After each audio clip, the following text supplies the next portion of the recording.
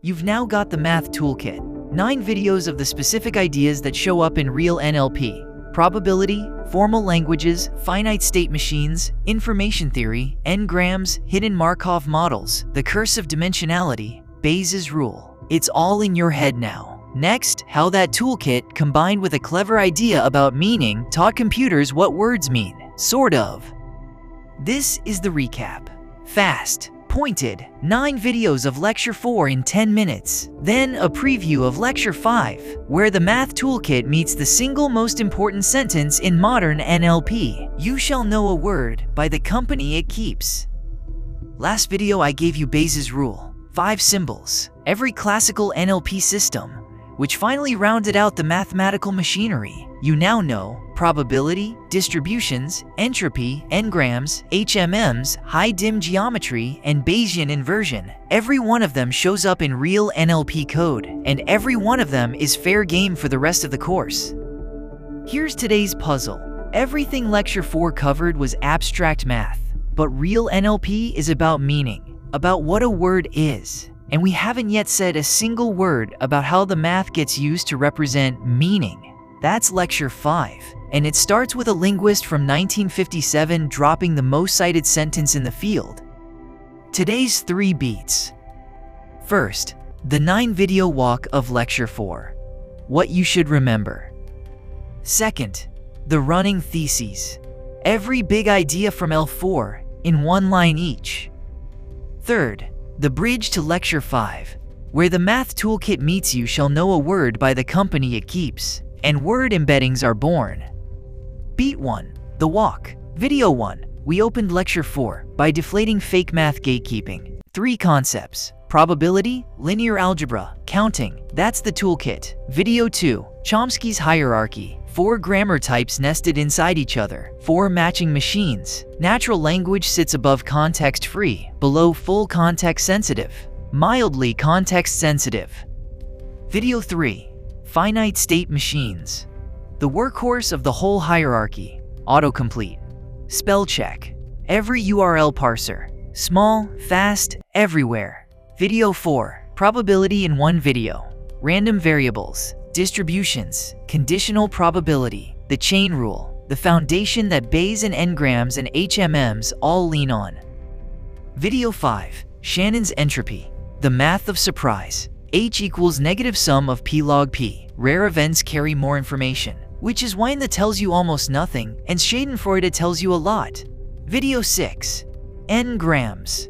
Count how often word B follows word A. Store the numbers. Predict the next word. Ran language modeling for 4 decades before neural nets arrived.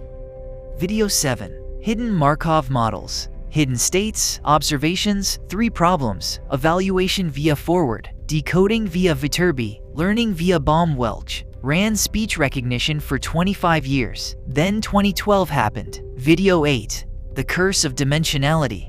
Bellman 1961. Volume explodes into corners. Distances collapse. Nearest neighbor breaks. But NLP embeddings dodge it because data lives on a low-dim manifold. Video 9, Bayes' rule. 5 symbols.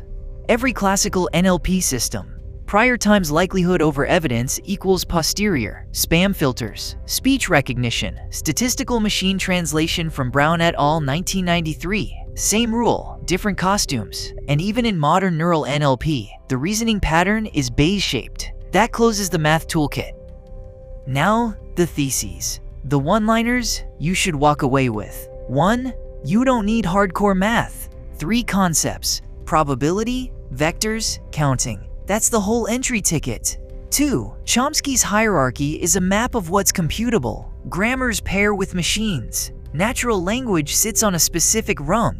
3. Finite state machines are quietly everywhere. Simple beats fancy more often than the field admits. 4. Probability is the 1-line summary of every LLMP of next word given previous words. Full stop. 5. Shannon's entropy tells you how surprising each word is, which is why the is boring and Schadenfreude is not. 6. N-grams ran language modeling for 40 years by just counting. Simple beat clever, until neural nets caught up. 7. HMMs. ran speech recognition for 25 years, then died overnight in 2012 when deep nets replaced their emission engine. But they still live in bioinformatics. 8. High dimensions break intuition, but data lives on a manifold, and NLP embeddings dodge the curse. 9. Bayes' rule is 5 symbols wearing a different costume in every classical NLP system. Those are the 9 ideas. Beat 3. The bridge to Lecture 5. You now have the math toolkit. But abstract math doesn't tell a computer what a word means. For that, you need a specific idea, and the idea was written down by a British linguist named J.R. Firth in 1957. You shall know a word by the company it keeps. Distributional semantics. Words that show up in similar contexts share meaning. Combine that idea with the math you just learned, and you get word embeddings, vectors of numbers that somehow capture meaning. Lecture 5 walks the whole story. From count vectors, to word2vec, to modern contextual embeddings inside every LLM. 3 takeaways before the quiz. 1. Lecture 4 gave you the math toolkit. Probability, formal languages, entropy, n-grams, HMMs, geometry, Bayes, all simple concepts, deep applications. 2. Every classical NLP system you've heard of runs on 1 or 2 of these pieces, sometimes all of them. The math didn't die when deep learning arrived, it moved inside the weights. 3.